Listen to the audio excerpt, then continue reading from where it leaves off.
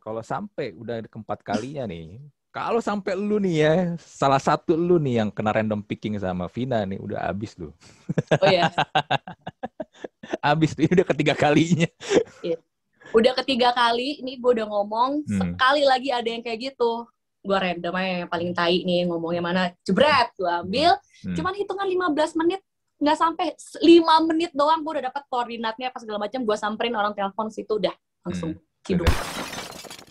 Welcome to Talk Podcast, let's talk now.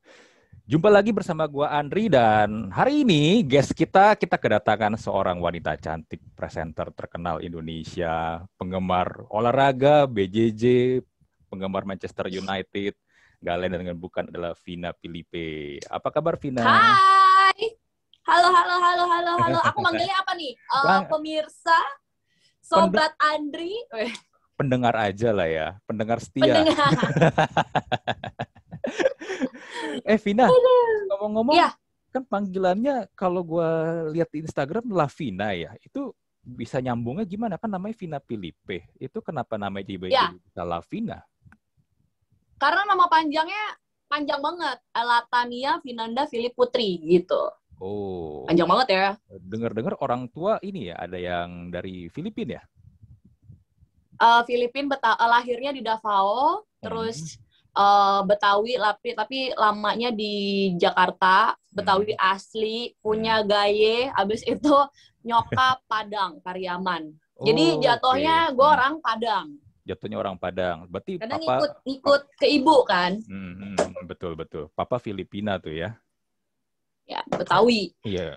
Filipina Betawi. Ngomong-ngomong Filipina ya, Filipina itu punya satu fakta unik sih kalau pernah ke Filipina ya.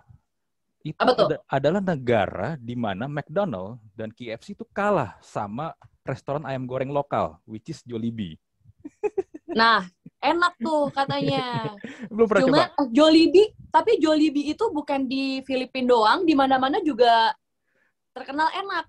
Di Indonesia dulu pernah masuk, tapi dulu banget. Oh, sempet ya? Iya, tapi ya kalah saing lah sama KFC dan kawan-kawan kan. Tapi di Filipina itu famous banget. Semua orang lebih memilih Jollibee dibandingin McD. Gue aja heran sampai sekarang di Filipina itu. Berarti lidahnya pas sama Akamsi. Iya, betul. Nah, Vina ini kayak kita ya suka ayam gulai. Iya, betul. Suka ayam gulai. Dan kemarin McD baru bikin ini kan, menu ayam gulai kan? Iya. Enak banget. Goks. Iya, keren. Nah, Vina ini kan berarti sekarang ini kan aktif sebagai seorang presenter. Sebelumnya nih mulai karir sebelum jadi presenter tuh emang kuliah apa sih Vina dulu? Kuliah di FISIP. Jadi enggak. Sebelum ke FISIP UI, gue ke Cina dulu buat D3 di situ. Jadi D3-nya di Huangshuiyan di Xiamen. Terus abis itu udah setelah lulus di sana pindah ke Indonesia, lanjut di S1-nya di FISIP bagian administrasi negara. Oh, oke. Itu di China ngambil apa tuh? D3-nya? Ngambil jurnalis gitu. Jadi ngambil bahasa tapi ada pelajaran baca koran gitu, Paukan namanya. Jadi Paukan ini selama 2 semester ngebaca banget koran yang isinya itu perekonomian Cina, terus industri Cina, yang kayak gitu-gitu. Mampus ya, Allah. Berarti Mandarinnya lancar dong? Alhamdulillah. Sebenarnya gini ya, namanya bahasa itu sebenarnya nggak akan hilang. Iya. Tapi dia nambah, gitu. Udah lama nggak ngomong bahasa Mandarin, tapi kalau ngomong sih bisa gitu. Jadi emang harus terus-terus yang harus terus-terus diomongin gitu, ngobrol gitu. Tapi kenapa ngambilnya ke China sih? Karena waktu itu bokap tuh suka banget sama Cina-Cinaan. Dia berpikir gini, beberapa tahun setelah ini perekonomian Cina itu akan bagus dan segala macamnya. Selain bahasa Inggris, kamu harus bisa bahasa lain yang bisa dikatakan itu mendunia juga. Apa ya? Nggak mungkin dong gue belajar bahasa Rusia, ya nggak?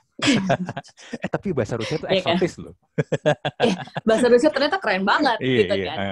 Wah, apa ya yang kira-kira berpengaruh sama perekonomian dunia nih. Jadi kalau mau nyari kerja tuh gampang gitu kan. Orang ya zaman dulu mana mikir sih gue bakal jadi presenter, nggak ada kan. Kita kan nggak akan tahu kita mau jadi apa sekarang. Jadi jadi presenter aja gitu.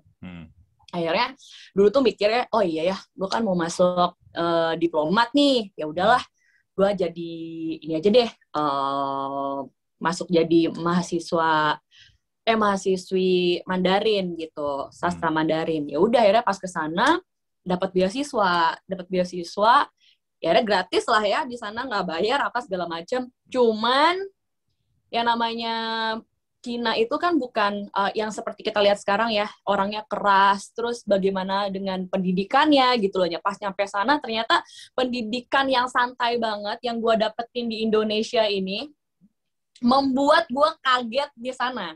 Jadi wah gila, ini setiap hari ada kuis, setiap hari ada pelajarannya, itu tuh bener-bener numpuk banget. Terus besok itu setiap hari tuh ada tugas, jadi tugasnya itu tuh panjang banget yang harus translate kayak beberapa judul artikel yang kayak gitu-gitu. Semester pertama tuh mau nangis banget sih, asli. Terus ya lama-lama terbiasa.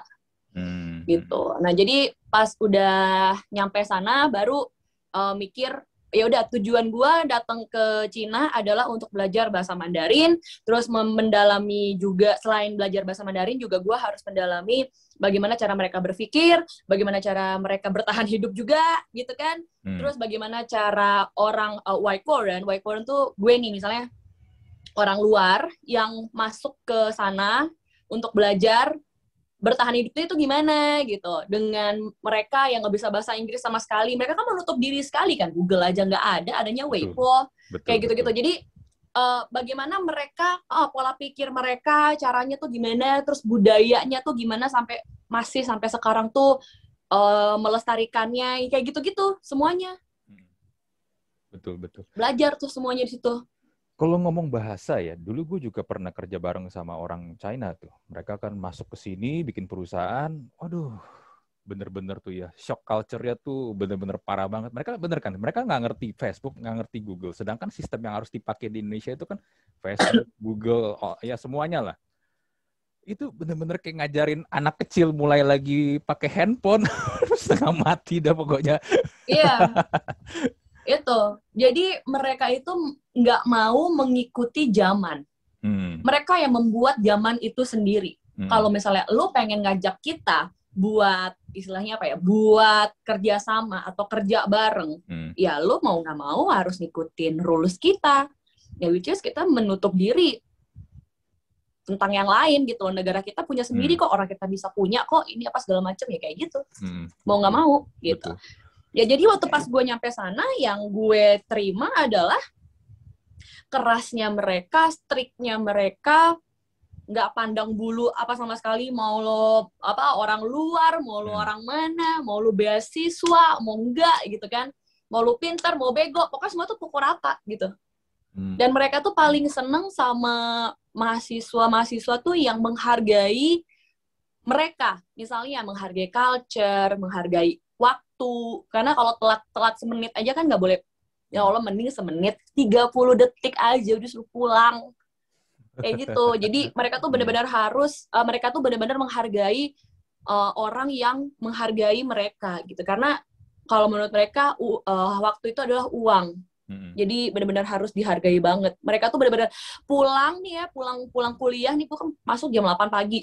Terus pulang tuh jam 12 gitu kan. Pulang jam 12, jam 2 itu harus tidur. Pokoknya tidur siang dulu sampai jam 2, nanti jam 3, setengah 3 itu udah masuk kuliah lagi. Jadi harus ada jam tidur siang dulu. Oke. Kenapa? Karena otak tuh butuh istirahat untuk tidur dulu. Jadi bayangin keras banget nggak sih gue kuliah di sana, ya Allah, jedotin nih pala. Mereka harus, jadi kenapa sih gue harus tidur siang? Iya, tidur siang tuh harus, karena lu bakal capek mikir terus. Emang bener, jadi mau nggak mau tuh ngantuk-ngantuk buat tidurin tuh jam 1 sampai jam 2 tuh. Iya. Sedangkan kalau kita kuliah di sini ada aja jam kuliah jam 1 siang, habis makan siang tuh. Jam ngantuk-ngantuk ya kan? Iya, jam ngantuk-ngantuknya lu belajar gitu. Enggak, ternyata mereka ada alasan seperti itu. Jadi karena kuliah gue itu sehari itu bisa 2 mata kuliah. 2 mata kuliah dan itu benar-benar ya Allah pusing banget. 2-3 lah. Mungkin challenge juga karena faktor bahasa juga kan ya. Selain harus belajar dan juga harus memahami bahasa yang mungkin juga bukan bahasa yang lu pakai sehari-hari sebelumnya kan. Iya, betul. Jadi memang harus harus challenge-nya itu bukan hanya lo bangun pagi, apalagi pada saat musim dingin, itu ya Allah gini aja deh, bangun pagi aja sekarang di Indonesia. Orang tuh pada susah ya kan. Ini bisa bayangin nggak bangun pagi di Cina, musim dingin -1 gitu misalnya.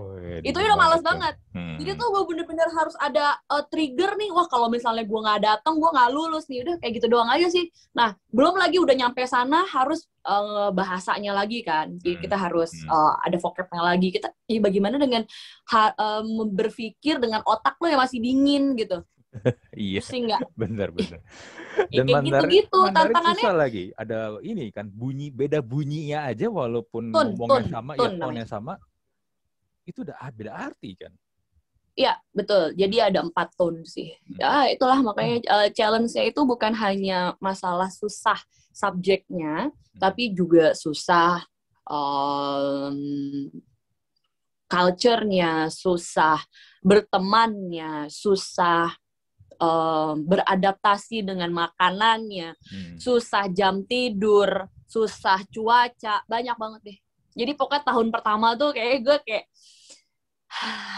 mau mati nih gitu. Tahun-tahun pertama tuh ya Allah. Iya. Pernah kepikiran pengen balik gak sih? Aduh gue balik aja udah deh, pusing gue, capek banget. Enggak. Pernah sih pengen mikir kayak gitu, cuman kayak pengen balik tuh pengen kangen orang tua aja sebenarnya. Nggak pengen balik nyerah ya. Karena gue tuh adalah tipikal orang yang kalau udah melakukan sesuatu, memulai sesuatu, gue harus kelarin. Apapun itu. Oke. Nah, lalu lulus dari sana di Indonesia ambil FISIP UI ya? Iya, FISIP UI.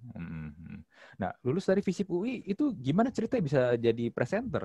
Apakah dulu? Enggak, justru waktu pas masih jadi mahasiswa di FISIP, gue udah jadi presenter. Oh, lu udah jadi presenter pas kuliah? Jadi kuliah sambil kerja gitu. Pertama kali jadi presenter di mana tuh? Presenter bola di RCTI. Waktu itu masih zaman-zamannya piala apa ya, yang Indonesia gitu deh, pokoknya masih sepak bola Indonesia gitu.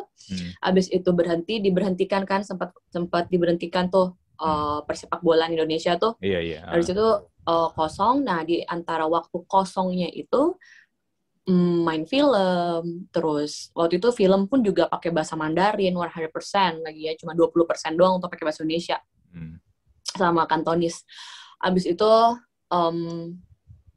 jadi presenter macam-macam, presenter gosip, presenter macam-macam lah pokoknya dari zaman dari sisa-sisa nungguin RCTI ngambil bola lagi gitu awalnya. Nah, terus di sela-sela waktu itu gue udah nyoba-nyobain tuh jadi presenter A, presenter B, presenter C, terus banyakin ngobrol, banyakin jam terbang dan segala macamnya, main film, acting, teater, macam-macam lah semuanya. Nah, sampai akhirnya gue masuk lagi, gue dapet jadi presenter bola. Habis dari presenter bola itu megang La Liga, Liga Champion, terus Euro 2016 dan yang lain-lainnya itu yang pegang sama RCTI. Habis itu gue jadi presenter adventure. Jadi presenter adventure itu gue sudah punya duit untuk bisa beli motor. Itu di tahun 2016-an. Dan bisa beli motor karena nggak mungkin, karena nggak possible gue minta motor sama bokap nyokap gue kan, karena gue anak perempuan atau atunya, mereka pasti ngomel gitu kan, aduh kapan kita kamu tabrakan bla bla bla bla bla gitu. Nah, jadi emang harus nyari duit sendiri dulu nih untuk bisa beli itu. Nah, akhirnya pas beli jadi presenter adventure, gue main motor itu baru tuh jadi gini, waktu pas jadi presenter bola kan, gue jadi presenter aja, tapi gue nggak main bola kan. Betul. Maksudnya oke lah, gue main futsal gitu, tapi different things lah gitu kan. Akhirnya pas udah jadi presenter adventure, terus habis itu punya motor, terus ini, terus itu segala macam hal-hal ekstrim yang gue lakukan itu ternyata ternyata Vina itu adalah seperti ini, gue kayak menemukan jati diri banget nih gitu. Pada saat punya duit, terus akhirnya bisa beli sesuatu hal yang gue suka, yang gue impikan selama ini, akhirnya gue bisa kerja, enjoy, sambil menikmati hobi gue, gitu. Akhirnya, jadi presenter adventure itu tidak semudah itu ya. Gue harus merasakan patah-patah sekujur tubuh gue, gitu kan. Yang ini patah lah, yang ini geser lah, yang sebelah sini retak lah, itulah, udah semuanya tuh. Sampai akhirnya selama hampir mau 3 tahun menjadi presenter adventure, gue memutuskan untuk, setelah itu ada masa-masa di mana, Vin, lo kayaknya harus bisa itu boleh dijadikan sebagai pekerjaan atau hobi lo, tapi ada baiknya kalau lo tuh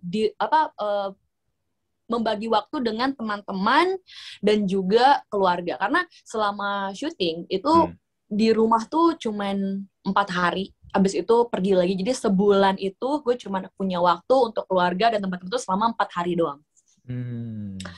Jadi di rumah pun juga kayak nggak bisa bonding sama bokap nyokap, sama kucing-kucing dan segala macamnya gitu. Jadi selama 3 tahun lah menjadi anak hilang, akhirnya ya udahlah, cobalah kamu kan udah mau kepala 3 juga nih, udahlah cobalah kamu di rumah aja dulu, atau mungkin kamu yang ayah tuh sedih ngelihat kamu tuh patah tulang, ayah tuh sedih lihat pinggang kamu tuh geser gara-gara jatuh dari situ, kayak oke, mungkin ini juga doa dari bokap nyokap ya. Akhirnya karena satu dan lain hal, gue akhirnya selesai dari program yang adventure itu dan mencoba untuk jadi infotainment di sini. Akhirnya setelah itu dapat beberapa kali host buat infotainment, terus otomotif, apalagi ya macam-macam lah, yang masih dalam ranahnya tuh Jakarta dan sekitarnya gitu. Iya.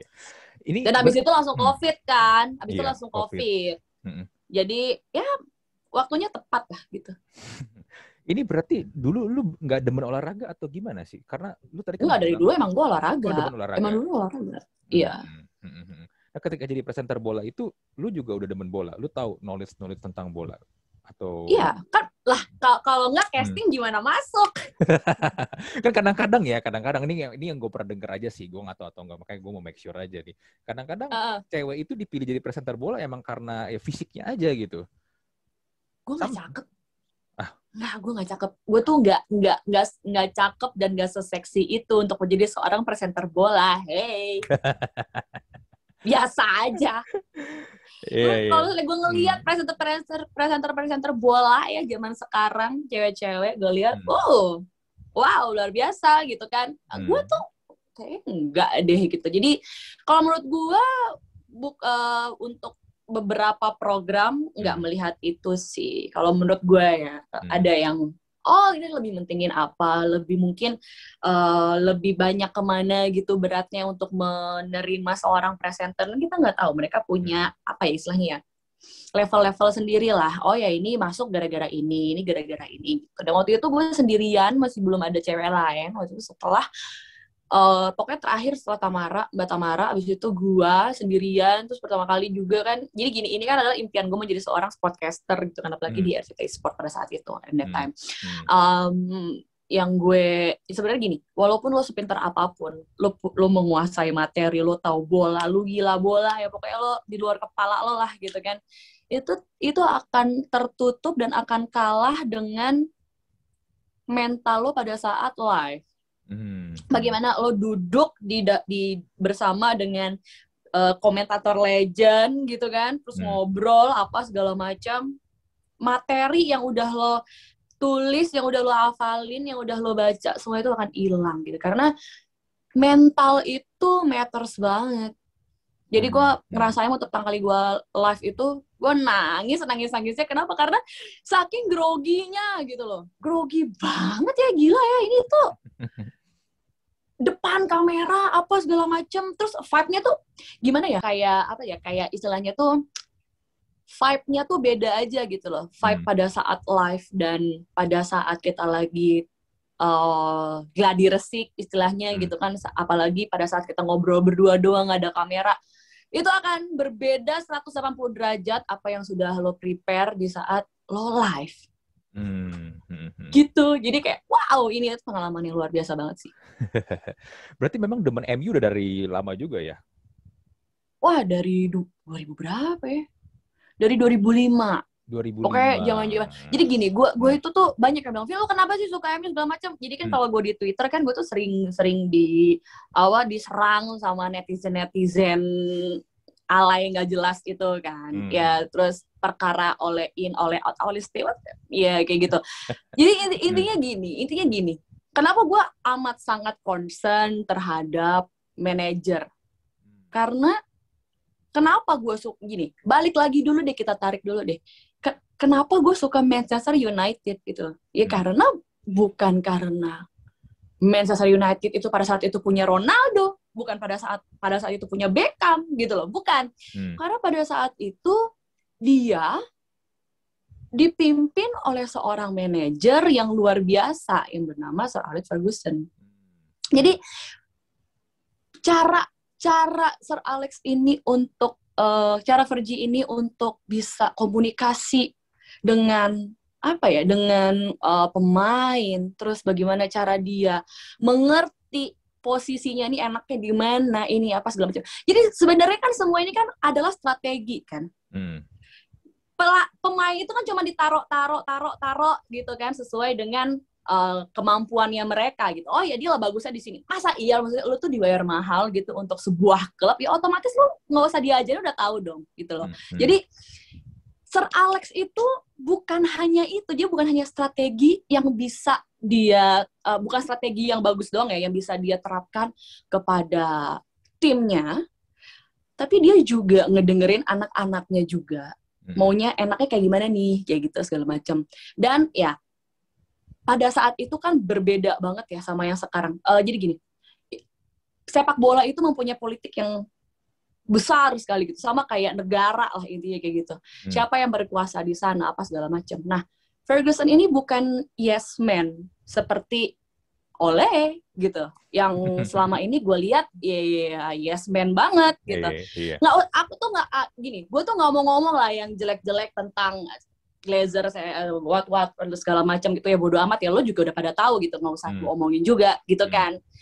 Tapi kan ini masalahnya Olenya gitu loh. Terus dia dengan bilang gini, dengan iming-iming dengan alasan kalau ganti manajer itu akan mengeluarkan uang lagi apa segala macam.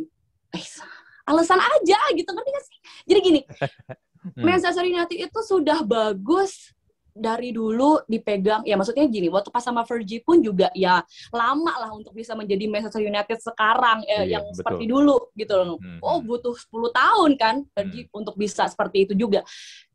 Tapi kan kita ngelihat prosesnya gitu loh.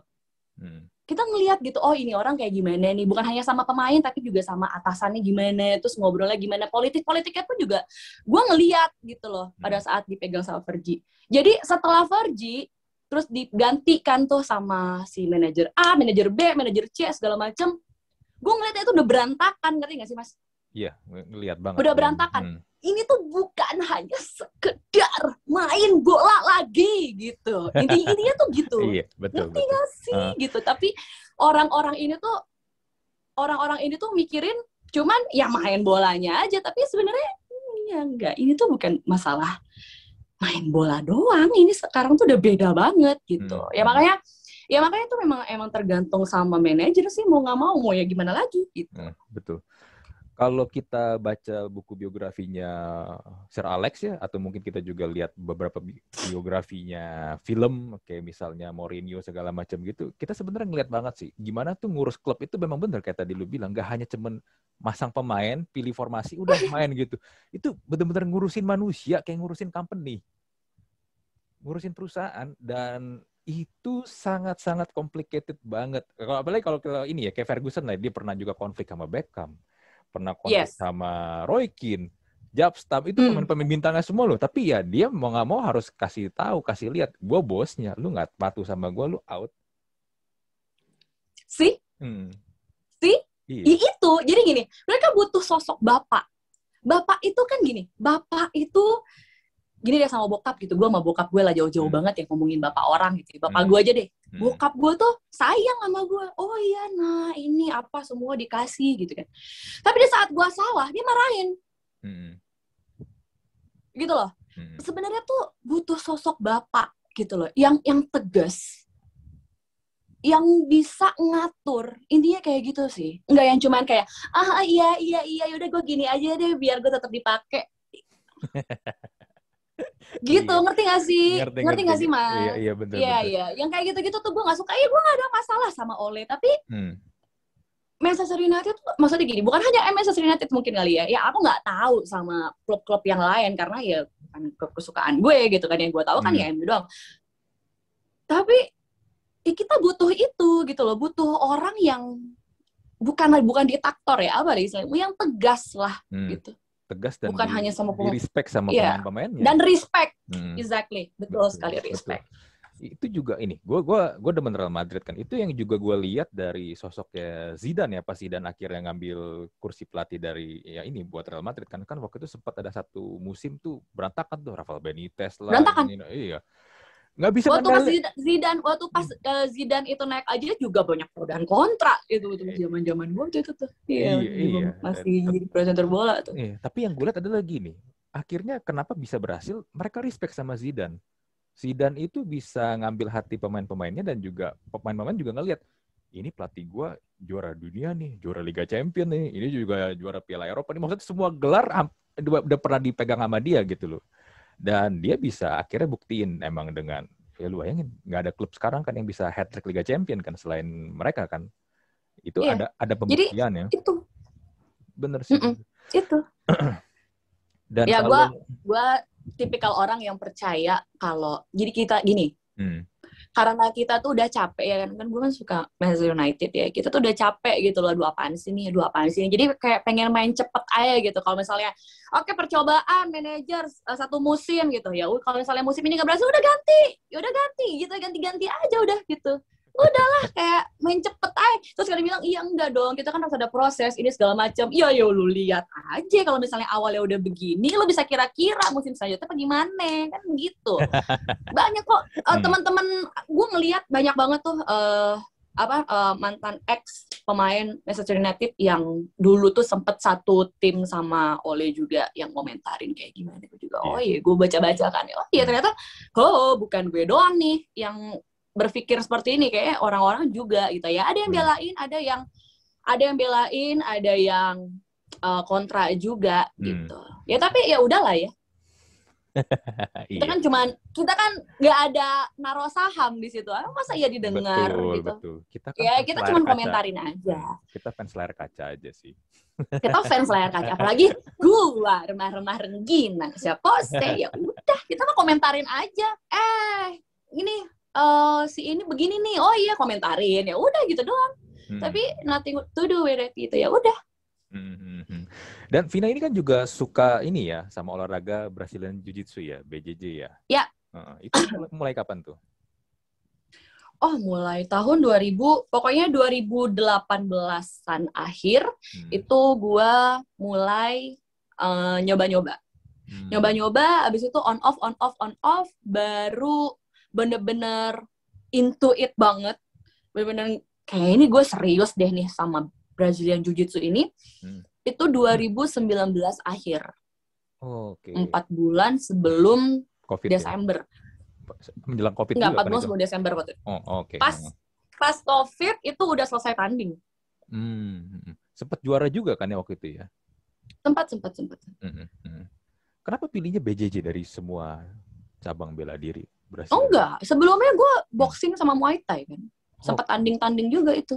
Boxing, Muay Thai sempat tanding, apa segala macam, tapi ya ngerasa kayak gue harus main ground deh, biar tahu kalau misalnya ya at least cewek gitu ya, kalau misalnya lagi amit-amit mau diperkosa kayak mau diapain kayak itu pasti kan lo di bawah, di atas laki yang lebih berat dan segala macam gitu kan. Gimana cara escape-nya, gimana cara ngebela dirinya, apa segala macam ya. At least gue bisa mencoba sesuatu untuk melarikan diri gitu kan, atau buat dia capek, atau buat dia kesel, atau mungkin nyelakain dia atau ngelukain dia gitu kan, daripada gue teriak-teriak gitu-gitu doang. Jadi pas pada saat itu apa nih yang kira-kira gue bisa menang sama man to man gitu, kayak 1 lawan 1 gitu kan. Pas gue cek jujitsu, oh ya udah oke gitu. Jadi gue belajar jujitsu gi and no gi.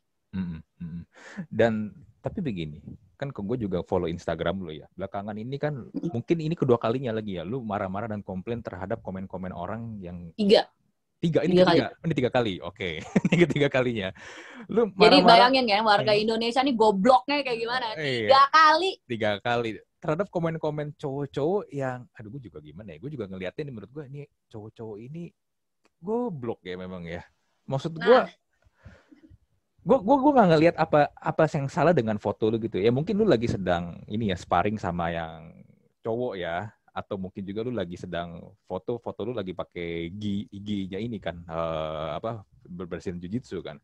Maksudnya ya udah itu foto biasa aja. Tapi tetap aja ya mungkin kalau menurut gue emang otaknya udah miring kali ya. Emang udah otaknya bokep ya, emang kayak gitu aja kali ya komen. Iya, jadi ini yang kali ketiga. Gue harap ini yang terakhir. Udah nggak ada lagi gue ngomong-ngomong kayak gini. Karena 1, bosen juga. Dan ketiga, kalau udah 3 kali diomongin, mau itu sama pacar, orang tua ke anak, pertemanan, ya kan? Pokoknya udah 3 kali, itu berarti udah cukup, dan ini orang emang nggak usah diomongin. Ngerti nggak?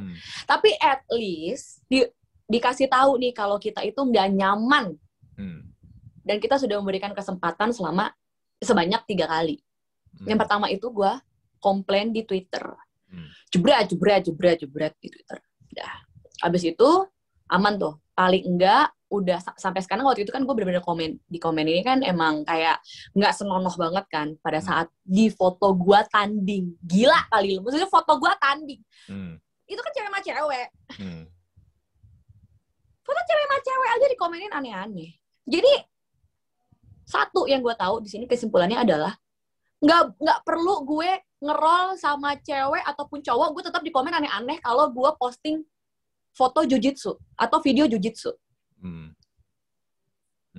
itu. Dan yang kedua, pokoknya setelah yang gue dapat setelah yang gue terima setelah gue sudah up itu di Twitter adalah yang kemarin sempat viral juga. Paling nggak udah jarang dan hampir nggak ada lagi orang yang ngirimin foto titiknya ke gua. Oh, oke. Lu juga ngalamin hal itu jadi ya? Karena waktu itu di Twitter yang gue highlight adalah gue dikirimin foto titik setiap harinya. Dengan orang-orang yang berbeda dari seluruh dunia. Dari Indonesia paling banyak. Enak dong, ya enggak? Sebenarnya kalau banyak orang yang bilang sesimpel, ya udah tinggal lu blok, tinggal lu restrict komen segala macem. Bagaimana lu bisa kayak gitu kalau ada ratusan atau ribuan orang yang ngirimin lo? Betul. Setiap harinya. Ya kan gue juga harus ngelihat fans gue. Harus kan gue balas-balasin kadang mungkin. Gue baca fans gue ngomong apa. Atau mungkin ada kerjaan. Atau mungkin apa. Ya masa iya gue gak bisa berinteraksi dengan fans gue di sosial media? Betul. Ya gue harus lihat lah, support positif mereka. Itu kan bagus juga buat gue, ya nggak? Kenapa gue harus membatasi komen untuk orang-orang yang mesum kayak gitu? Harusnya mereka dong yang cabut. Kenapa jadi gue yang harus keprotekin Instagram gue? Gitu. Betul. Nah, tapi setelah gue akhirnya udah nggak ada tuh. Karena yang gue highlight adalah foto titit pada saat itu kan yang gue posting. Foto titiknya gue posting beneran, asli gue crop, gue posting jebret, mau lihat deh tuh semuanya tuh, dah gitu. Malu lah dia pasti kayak gitu. Apa? Malu lah dia kalau di posting kayak begitu. Malu lah, titik-titik kata-katain se-Indonesia 2,3 M. Iya. Tapi gue masih 2,3 M orang yang ngeliat thread gue, di retweet, di komen semuanya itu sebanyak-banyaknya orang yang ngekomenin tuh semuanya komentarin titiknya dia. Lu berani lu kirim ke gue lagi, gue posting lagi, biar titik lu dihujat se-Indonesia. Iya. Secara tidak langsung gue ngomong kayak gitu. Tapi emang harus digituin sih ya. Emang harus digituin. Emang harus digituin. Gue mau ngasih tahu kalau lu semua ya, kalau nggak semua cewek yang bisa lu lecehkan secara verbal atau teks atau foto atau video, itu diem aja. Nanti gak? Kalaupun emang lo mau komen aneh-aneh, ya lo jangan di akun gue, lo salah orang. Intinya gitu, gue mau ngasih tahu. Oke lah, di Twitter udah kelar gitu kan. Habis itu di YouTube juga gue udah ngomong di beberapa podcast banyak banget gitu kan. Semua podcast gue juga ngomongin, semua Zoom call, semua podcast itu orang pada ngomongin masalah ini. Gue juga udah ngomong, ibarat itu di bagian YouTube udah juga dong ya kan. YouTube juga udah nggak ada yang aneh-aneh. Instagram tidak gue terlalu up pada saat itu karena waktu itu gue mikir oh ya udah toh juga udah abis nih di Facebook lagi, gue ada Facebook, di YouTube dan di Twitter gitu. Nah, tahun 2021 ini naik lagi isu ini gitu loh. Setelah lama udah enggak, tiba-tiba naik lagi isu ini yang udah bikin gue makin enak dengan komen-komen mereka yang makin mesum dan gak senonoh. Jadi ya udah gue up aja. Dan satu-satunya cara adalah orang-orang kayak gini emang harus dimaki-maki atu-atu. Ratusan komen, ribuan komen, DM semua yang ada di Instagram gue balesin satu-satu setelah Lebaran. Jadi pas kelar Lebaran, ini setan keluar semua gitu loh. Iya. Setan-setan yang udah dibelenggu setelah Lebaran keluar semua. Ya udah gue sikatin aja satu-satu beneran gue ladenin. Bukan perkara Vin, lo kenapa sih lucu banget, lo tuh kok ngeladenin orang-orang yang kayak gitu, nggak akan bisa diomongin segala macam. Paling enggak mental dia udah kena pada saat gue maki-maki goblok 100 kali. Goblok ya nggak gini, goblok nggak gitu, goblok gitu. Jadi setiap kata-kata belakangnya ada gobloknya. Bisa dibayang nggak gue keselnya kayak gimana? Bolehlah gue bilang juga, gue juga udah ngomong di mana-mana. Gue bilang kayak gini, kalau gue posting foto gue pakai bikini doang, kagak ada pakai luaran gitu kan, atau gue pakai kancut doang, atau kalau nggak gue pakai baju ketat, ngadep kiri foto hai guys gitu, dengan dada yang kemana-mana, ya lu mau komen atau mau coli juga nggak peduli gue gitu loh, ngerti gak sih? Ini kan konteksnya adalah gue lagi olahraga. Nah, di konteks ini pun juga gue menginfluence perempuan untuk bisa dan untuk mau belajar dan nyoba bela diri. Nah, komen-komen nggak senonoh kayak gini, kan dilihat sama follower-follower gue. Yang cewek, atau mungkin orang-orang yang nggak follow gue, tapi ada di explore yang ngeliat, kok Vina di komennya kayak gini ya, aku jadi males deh. Belajar bela diri, aku jadi males deh. Belajar self-defense, dipegang-pegang cowok. Padahal, teman-teman gue yang satu tim, itu nggak ada sange-sangenya. Mau ngerol sama cewek, mau ngerol sama siapa juga.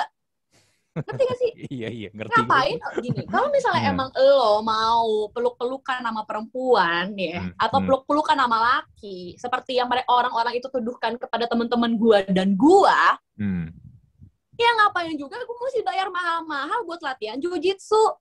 Iya, ke klub aja ya. Klub aja. Bener. Duduk. Ada tuh cewek-cewek peluk-peluk aja, cipok aja gratis ini. Ngapain harus beli mahal-mahal, harus bayar, harus latihan tiap berapa kali seminggu gitu. Iya. Enggak, nalarnya tuh nggak jalan. Lu pernah ini nggak sih? Satu orang nih iseng, gue random pikir aja nih. Terat nih gue minum baygon apa nih? Gue ciduk lah. Oh ya, jadi gini, karena terlalu banyak banget ya orang yang kayak gitu. Jadi gue mau nyiduk, ada itu pakai akun beneran loh. Jadi bukan hanya akun bodong yang komen kayak gitu ke gue, tapi akun beneran pun juga ada. Tapi selama dia masih di dalam batas wajar, gue nggak masalah. Jadi so far masih ngomonginnya ya mesum-mesum ecek-ecek lah. gitu. Cuman ganggunya adalah dia udah parah aja gitu. Bahwa maksudnya parahnya adalah ratusan aja gitu, makin banyak lagi aja yang komen gitu. Tapi kan cuma pendek-pendek gitu kan, nggak yang kayak bener-bener ngatain banget atau mungkin mesum banget sampai harus kayak gimana, ngerti nggak sih? Nah, kalau menurut gue alibi gue untuk bisa menciduk ini orang masih belum terlalu kuat gitu. Nah, nanti kalau misalnya lu Mas ngelihat gue ngeciduk orang di sosmed gue, itu berarti itu orang udah parah banget. Walaupun yang lu lihat sekarang di sosmed gue komennya udah parah. Berarti ini lebih parah ya, lagi kan, nih kalau sampai diciduk nih. Berarti kalau misalnya ada orang yang gue ciduk, berarti ini udah nggak ada otaknya. Ini udah, kalau otaknya tuh ya, ini kepalanya nih ya, kepalanya kalau digoyang-goyangin bunyinya gini. Nggak ada otaknya. Aduh, kopong gitu. Nah, iya. Kuluk gitu. Kok nggak ada otaknya? Kuluk kayak gitu. Nah, udah. Jadi kalau misalnya gue sampai nangkep, berarti ini orang udah keterlaluan banget.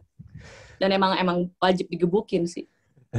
Ini yang gobloknya gini loh kalau menurut gue. Mereka berpikir ya dengan hanya komen di internet, mereka berpikir tuh nggak bakal ketahuan, nggak bakal kecari. Padahal sebenarnya ketika lu udah connect di internet dan lu komen, lu mau pakai akun bodong kayak mau akun samaran kan, lu bisa di-track tuh gampang banget. Justru dengan lu connect, dengan lu connect di internet, lu pegang smartphone, lu tuh justru lebih gampang di-detect dibandingin lu pakai, zaman dulu ingat kan ada namanya surat kaleng kan.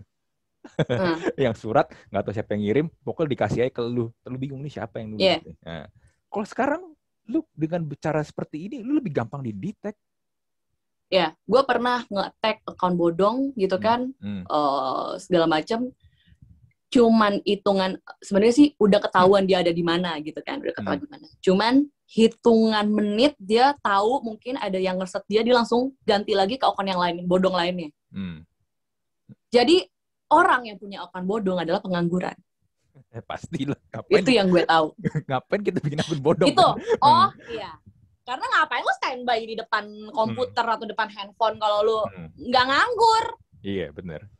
Ya udah, jadi benar yang kata Deddy Kobuzer bilang gitu kan, orang yang kayak gitu ya pengangguran, nggak ada otak, nggak tahu mau ngapain, ya udah bikin onar gitu. Tapi gue gini, gue pernah ngobrol kan ya sama podcast juga waktu itu sama salah satu orang ini, dia penggiat ini kan, nama gerakannya No Regret List. Jadi dia lebih ke ini sih, karyawan-karyawan cewek yang kalau terima pelecehan seksual di perusahaan atau kantor sama siapapun lah yang mungkin di dalam perusahaan itu. Jadi dia kumpulin tuh, dia list, tapi listnya emang nggak dipublish, tapi listnya ini dia kasih ke HRD perusahaan. Kalau misalnya in case nih ada si orang ini yang udah pernah melakukan pelecehan seksual, itu misalnya dia ngelamar di perusahaan A udah tahu nih, oh dia pernah ada kasus nih, jangan diterima. Waktu itu gue ngobrol sama dia begini, kenapa nih orang-orang seperti ini nih ya, cowok-cowok ini nih melakukan ini, kan kadang-kadang sasarannya kayak tadi lu kan bukan pakai pakaian yang seksi kan, lu lagi pakai baju untuk olahraga Brazilian Jiu-Jitsu kan, tapi kenapa mereka mengarahkannya ke sana gitu. Tapi ya kadang-kadang tapi juga ada orang-orang yang memang mengarahkan ke cewek-cewek yang baju seksi-seksi. Iya, tapi kan yang namanya pelecehan seksual itu bukan hanya dari pakaian gitu loh. Sebenarnya. Betul, emang udah otaknya aja sih kalau menurut gua mah. Ya mau lu tutup kayak apapun, kalau otak lo tetap di biji ya di situ-situ aja. Iya. Aduh, kan ingat gak dulu di Twitter sempat ramai kan para pelaku pelecehan seksual yang kebetulan itu semua pakai kacamata. Di Twitter sempat ramai waktu itu. Oh ya? Semua pelaku pakai kacamata. Dan ya akhirnya baru pada bersuara itu kan setelah kadang-kadang setelah kejadiannya udah beberapa tahun. Kenapa? Karena bukan hanya matanya doang yang minus, tapi kelakuannya juga minus mungkin. Terus lanjut? Ya mungkin juga ya. Dan selalu pertanyaannya begini kan, kenapa cewek-cewek yang ini ketika diterima pelecehan ini kenapa nggak ngelapor, kenapa nggak melakukan perlawanan? Ya ternyata banyak banget faktor-faktornya. Satu, secara psikologi cewek itu ketika menerima pelecehan ternyata kaget, shock. Dan shocknya itu kadang-kadang munculnya adalah diem, nggak bisa berkata-kata. Lalu juga kalau andaikan mau lapor pun ternyata hukum di negara kita ini masih tidak membela korban. Ya iyalah, RUU PKS aja nggak disasahin. Lanjut. Iya. Jadinya ketika mereka mau lapor malah lebih banyak mereka ditanyain, kamu emang pakai baju apa? Kok kamu bisa digit? Kamu bisa? Emang kamu keluarnya malam-malam? Kok kenapa keluarnya malam-malam? Jadi ketika lu lapor, lu malah dipertanyakan seakan-akan lu yang salah. Jadinya ya, betul. Nah, pada males. Ya, gitu. Nah, karena gue tahu hal itu juga, ya. Jadinya yang memprotek diri kita sendiri, perempuan adalah ya kita diri kita sendiri gitu loh. Bukan bokap gue, bukan pacar gue, bukan ibu gue, bukan abang gue, bukan adik gue, bukan temen gue, bukan. At the end, sebagai perempuan yang lu nggak akan selalu dan lu yang akan selalu disalahkan, lu akan selalu menjadi objek dari beberapa laki-laki mesum ini, lo yang akan selalu disalah-salahin, gak ada yang ngebantu lo selain diri lo sendiri. Jadi defense yang gue berikan kepada orang-orang yang komen mesum di tempat gue ini, bukan hanya gue ngata-ngatain mereka goblok, tai kucing atau apa, gitu kan. Gue juga mengedukasi mereka kalau perempuan itu semuanya jangan lo pukul rata. Kalau perempuan satu bisa lo lecehin, jangan kira perempuan yang ini bisa. Kalau perempuan ini diam, perempuan ini takut, perempuan ini males, perempuan ini nggak punya power, nggak terlalu berani, takut dibilang playing victim, takut dibilang, apalagi gue dikata-katain kok gue jangan sedih. Gue tuh dikata-katain gue itu pengen viral, apa segala macam. Jadi takut kan, jadi males gitu loh untuk speak up. Nggak dengan perempuan yang ini. Dan perempuan ini adalah gue. Gue nggak peduli lu ngomong apa tentang kasus ini. Yang jelas pada saat lu sudah masuk ke sosmed gue, ya itu lu harus ikutin rules gue. Tentang apa yang gue posting. Itu harus ada korelasinya. Nggak suka sama gue, unfollow, block, silahkan. Tolong. Kenapa? Karena gue udah capek ngeblok-ngeblokin. Tapi gue sadar ini tuh bukan hanya perkara block unfollow, bukan. Di saat di blok dia akan kayak gitu lagi di sosmed perempuan lainnya. Tapi apa yang sudah mereka dapat pada saat gue maki-maki, pada saat follower gue maki-maki mereka, pada saat mereka ngelihat podcast gue, pada saat mereka ngelihat gue marah-marah di Instagram, di story, di Twitter, apa yang mereka dapat? Gue mau pada saat mereka sudah selesai ngeliat apa yang udah gue ungkapin semuanya, mereka otaknya tuh mikir dikit, oh iya ya, ternyata nggak semua cewek nih bisa gue komen aneh-aneh. Ngerti gak sih? Paling enggak dikit dapet deh mas. Gitu loh. Walaupun mereka akan komen kayak gitu lagi, karena itu adalah habit ya, dan karakter ya. Orang punya otak kan nggak bisa beli di mana-mana gitu kan, ke warung Padang, ke restoran Padang juga lu beli otak juga ya nggak mungkin bisa juga kan, susah karena itu ya emang bawaan gitu loh, emang udah bawaan, nggak akan bisa dibikin pinter orang-orang kayak gitu, nggak bisa. Tapi paling enggak mereka ngerti dan dari apa yang udah gue sampein gitu loh, dari beberapa kali gue up masalah ini, intinya gitu sih. Walaupun nggak semua ya, paling nggak gue memfilter lah orang-orang yang mesum-mesum itu di sosial media gue ya, memperkecil lah ini. Bingung gini loh, kita kan sebenarnya gini, kita kalau dulu sekolah kita sering diajarin adalah kalau bangsa Indonesia itu adalah bangsa yang ramah dan sopan, ya kan?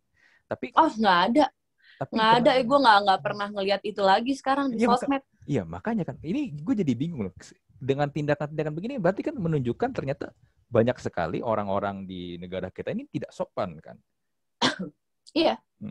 Ini memang apakah sebenarnya karakter asli orang-orang kita ini seperti ini, baru kelihatan aja gara-gara emang ada sosmed. Nah sosmed itu kan boleh dibilang itu nge-cut boundaries kan. Kalau dulu kita suka sama cewek, kita suka sama artis atau suka sama siapa gitu, kita nggak bisa nih, komunikasi susah nih. Gimana kita caranya mau kontak dia? Gimana kita caranya mau ngomong sama dia? Iya, bagaimana caranya adalah cari perhatian dengan komen aneh-aneh, yang which is lo salah besar. Iya. Sekarang bagaimana lo gini, lo misalnya ngefans sama gue, banyak yang bilang, oh Vina, gue ngefans sama lo, tapi kalau kata-katain gue segala macem. Bagaimana rasanya lo dikata-katain sama idola lo sendiri? Wow. Gila. Ada yang sampai minta maaf sama gue. Dia bilangnya kalau dia tuh ngefans sama gue dari zaman dulu pas segala macam.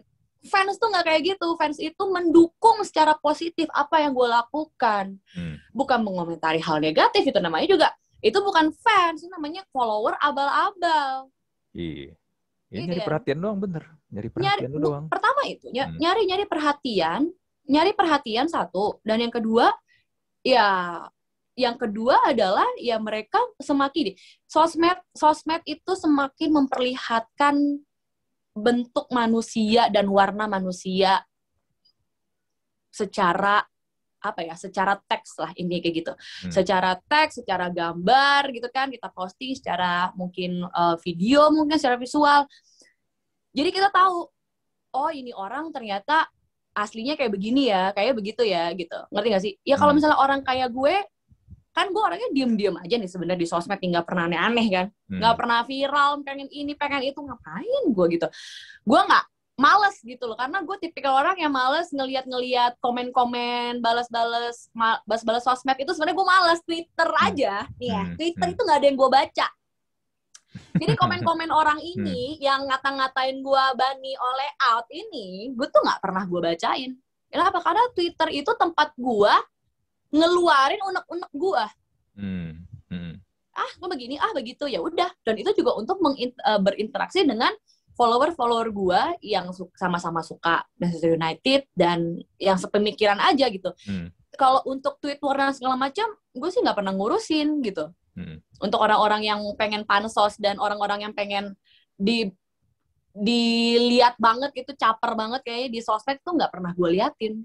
Karena gue bukan tipikal orang pengangguran ya, yang suka ngeliat-ngeliat handphone gitu tuh. Iya. Jadi tuh handphone tuh gue taruh aja. Terus gue nonton Netflix, gue nonton apa, gue jujitsu. Jujitsu aja gue 5 jam. Nonton Netflix gue bisa 1 season gitu. Gue jarang ngeliat handphone sebenarnya. Jadi setiap gue posting, jebret, gue tinggal. Kemarin gue ladenin, waktu pas yang jujitsu tuh gue ladenin. Kenapa? Karena lagi libur.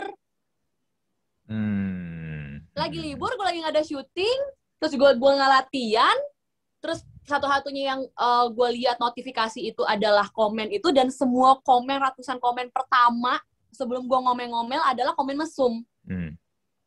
Wah, langsung urat gue putus nih, saraf gue semiliar.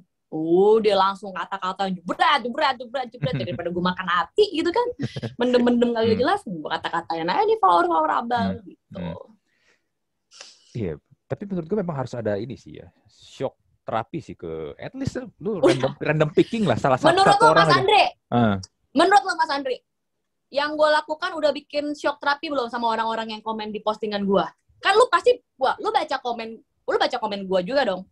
Gue lihat komen lu. Kan gue komen, lu pasti baca lah orang gue balesin atu-atu. Gimana ya? Mungkin akan ada shock terapi ke sebagian mereka, tapi nggak akan bisa bikin mereka stop juga sih. Karena gue yakin akan muncul. Karena orang baru akan selalu ada. Orang baru akan selalu ada, bener. Tapi tetap sih menurut gue harus ada message yang perlu lu sampaikan sih. Atau mungkin nih, gue nggak tahu lah ya. Mungkin misalnya message yang udah gue sampaikan sih udah cukup di beberapa podcast dan di beberapa podcast dan media-media yang wawancara gue kemarin beberapa hari terakhir ini. Allah, pusing banget gue. Itu udah sih, harusnya sih udah cukup ya. Aduh, tapi kan orang bego kagak dengerin orang pinter kalau ngomong ya. Kagak baca juga kan. Mana mungkin orang bego baca gitu. Gimana dong Mas Menurut ya, lu orang yang kayak begitu dengerin podcast gak? Ya enggak lah, mana masuk anaknya. Enggak kan? Ya makanya agak susah makanya. Kalau nggak gini nih, dulu kemarin belum lama nih si Dokter Tirta tuh ini sih pinter sih dia. Dia nggak ciduk, tapi dia bikin bounty hunter. Orang-orang yang ngatain dia. Di bounty hunter nih, ini di screenshot sama dia kan, terus di post di Instastory dia. Ini orang udah begini-begini ngomongnya kasar pokoknya. Siapapun yang bisa menemukan orang ini alamatnya di mana bla bla bla bla, gue kasih berapa juta. Langsung rame. Nggak lama, dalam sejam ketahuan orangnya ini Dokter Tirta. Udah nggak lama orangnya minta maaf tuh. Aduh, gue ngomong kayak gini, ada satu komenan di Instagram gue. Duh, mana ya tuh gue dia bilang kayak gini. maaf Kak Vina, aku salah, aku ini. Karena dia udah diserang sama follower gue yang pinter ini ya. Udah gue maki-maki, terus udah sekali doang, abis itu follower gue yang kayak, goblok lo, gini. Udah gitu kan, udah dibully lah intinya dia kan. Minta maaf Kak Vina, aku komen kayak gini, apa segala macam, aku gak ada maksud, aku cuman ini iseng, bla bla bla. Gue cuman balas apa? Gue cuma balas kayak gini, nggak usah lo minta maaf sama gue. Udah telat. Lo cari gue di akhirat. Jadi di akhirat, pas dia lagi dibakar-bakar nih ya, di neraka, yang katanya lo tahu agama ini ya, karena dia ngebobo agama nih sama gue nih kan, gue kata-katain. Ya pokoknya dia ngomong agama lah, gue udah paling benci banget ngomong gini, ngomong agama. Dia kata-katain gue pas segala macem ya. Dia udah lagi dicekek nih kan, udah dibakar gitu segala macam. Terus dia mau masuk surga. Wah, dia mau masuk surga nih. Udahlah, kamu sudah dibersihkan semua gitu kan. Ini di akhirat nih ceritanya nih, POV-nya nih ya kan. Udah kan, masih mau masuk surga. Sebentar, kata malaikat, kamu belum bisa masuk surga. Kamu masih ada satu orang yang kamu dulu pernah sakitin dan belum kamu maafin. Wah, siapa tuh malaikat? Vina Philip. Wah, lu cari tuh gue di akhirat ya. Kalau lu nggak dapet maaf dari gue di akhirat, lu nggak akan masuk surga. Jadi gue nggak butuh tuh minta maaf. Iya, saya minta maaf. Nggak. Bener. Lagian kebiasaan sekarang. Enggak, gue bukan orang yang pemaaf. Tapi emang bener. Gue itu apa ya? Gue itu orangnya, aduh semua orang udah tahu kayak temen-temen gue, saudara, temen kerja, klien juga udah pada tahu semuanya kalau gue itu adalah orang yang pemarah, tidak penyabar, dan tidak pemaaf. Gue orangnya dendaman banget. Tapi itu memang ya itu sifat manusia ya. Yaitu ya mungkin gue tidak bisa memukul rata semua manusia, tapi itu adalah sifat gue. Sifat gue yang jelek. Jadi gue tahu nih kejelekan gue adalah gue orangnya pendendam, gue orangnya suka marah-marah, gue orangnya kalau marah nggak pernah ngertiin orang lain gitu. Iya kayak gitu gue. Ya kan, gue juga marah bukan marah-marah kayak orang gila, orang baik, gue omel-omelin, gue maki-maki, ya enggak lah, gitu. Gue yang marah-marah di sosmed ini kan untuk defense. Masa ibaratnya kayak gini, sekarang itu kan orangnya zaman serba internet ya Mas Andri ya. Kalau orang zaman dulu, pelecehan seksualnya adalah gue lagi jalan tengah jalan, ya, lo nggak kenal gue nggak kenal lo, tiba-tiba lo nepok pantat gue, pak, pelecehan seksual, ya. Tiba-tiba gue jalan gitu kan, ini orang narik tali BH gue, jepret, buka baju gue, jepret, itu pelecehan seksual. Kalau pada saat itu gue masih ada di zaman itu, mungkin zaman ini nggak ada internet, dan gue digituin sama orang, itu orang udah gue gebukin. Tapi sayangnya, zaman sekarang yang orang serba internet, orang pelecehan seksualnya itu melalui verbal dan teks. Cara mendefense diri gue, kalau lagi di internet, lagi di sosial media, ya kan nggak mungkin gue gebukin orangnya, orang dia nggak megang gue. Caranya gimana? Ya maki-maki balik. Lu permalukan balik. Lu permalukan dia. Permalukan balik. Iya, emang harus kayak gitu caranya. Iya. Tapi gue setuju sih dengan apa yang lu lakukan. Emang harus dilawan sih, nggak bisa enggak. Kalau ada orang bilang yang waras kalah, ya kalau yang waras kalah, ya ntar dikuasain sama orang-orang yang nggak waras semua. Iya, enak aja. Instagram gua, kenapa jadi gua yang harus retweet komen? Kenapa jadi gua harus yang ngeblok? Kenapa jadi harus gue yang repot ngurusin atu-atu? Ya lu lah yang cabut gitu. Gue sih gitu orangnya. Ngapain gue yang harus nge-cover diri gue?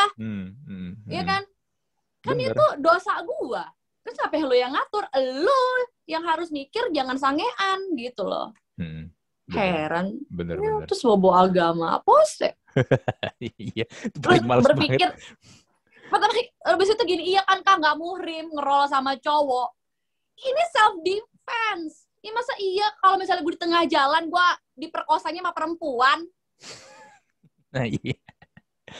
Dan lagi itu kan olahraga ya. Bisa, tapi kan tuh kemungkinannya 1:1000. Yang bener-bener similar gitu kan adalah laki-laki yang mau memperkosa gue. Ya gue harus ngerol sama laki lah biar terbiasa gitu loh sekuensnya, ya nggak? Ini sakit. Makanya kayak gitu-gitu tuh. Ya kalau apa-apa dikaitin sama agama kadang-kadang mereka berpikirnya terlalu ini sih ya. Terlalu mentah sih kalau gue bilang. Enggak, kalau berpikir tentang apa-apa dikait-kaitin dengan agama, dia ngata-ngatain gua, nyuruh gua kagak pakai jilbab, nyuruh gua pakai jilbab dan segala macem, itu juga kalau nggak salah di hadis apa gitu ya, sempat diomongin kalau lo menegur seseorang, itu kalau bisa tidak menjatuhkan orang itu, tidak menyakiti orang itu. Kalau dia ngomong makanya lo sih nggak pakai jilbab ini segala macam lah, itu kan udah menjatuhkan dan merendahkan gua. Bener. Lalu ditutup dengan kalimat kalau mau diomongin masalah agama, lu juga salah ngomong kayak gitu. Dan satu lagi, maaf akan cuman sekedar mengingatkan, gue kan sesama umat muslim harus mengingatkan. Gak usah lo ingetin gue, lo kira gue bego. Gue udah selama bertahun-tahun gue belajar agama, SD gue agama, SMA gue agama, SMP gue agama, udah sering tuh guru gue ngeingetin gue, Vin, jangan gini, jangan gitu. Semua orang tua gue juga ngomongin masalah tata krama, manners, agama. Cukup mereka aja yang ngingetin gue, lu gak usah. Kesannya kalau lu ngajarin gue juga atau lu ngajarin gue juga dan lu ngingetin gue juga seakan-akan apa yang udah diajarin sama bokap nyokap dan guru gue itu nggak masuk ke sini, ngerti nggak? Bener. Nggak usah lah, ngapain lo inget-ingetin orang, nggak usah lo inget-ingetin. Maaf harus sedang mengingatkan, ngingetin apa lu ngatain, bukan ngingetin. Iya, bener. Pasif agresif itu. Sekedar mengingatkan tuh benar-benar pasif agresif banget. Sekedar mengingatkan. Emang gue bego? Emang lu kira agama gue 5? Gila kali ya, ngingetin. Iya. Nah, makanya nih yang dengar podcast episode ini nih ya, kalau sampai udah keempat kalinya nih, kalau sampai lu nih ya, salah satu lu nih yang kena random picking sama Vina nih, udah abis lu. Oh ya. Abis tuh, ini udah ketiga kalinya. Iya. Udah ketiga kali, ini gue udah ngomong, sekali lagi ada yang kayak gitu. Gue random aja yang paling tai nih, ngomongnya mana, jebret, gue ambil, cuman hitungan 15 menit, nggak sampai 5 menit doang, gue udah dapat koordinatnya, apa segala macam, gue samperin orang telepon situ, udah langsung hidup. Bener. Di saat lu lagi baru posting, jebret, gue udah tahu lu di mana. Bener. Jangan dikira lu pakai handphone gitu lu nggak ketahuan, lu bersembunyi di balik handphone. Iya. Gampang banget lu ketahuan. Gampang banget, gila kayak gitu. Jangan sampai lu tahu-tahu udah masuk polsek aja lu. Iya. Oke, Devina. Masuk polsek. Gimana? Masuk polsek bukan hanya mentalnya lagi yang kena ya. Wah, itu semua udah habis. Sebadan-badannya kena itu. Sebadan-badannya kena lu. Kayak yang kemarin tuh yang menghina siapa tuh yang kapal selam ya? Yang sempat komen apa katanya, wah ini gue tidurin bini-bini lu karena lu orang udah pada gugur. Langsung diciduk lu sama tentara, lu mampus.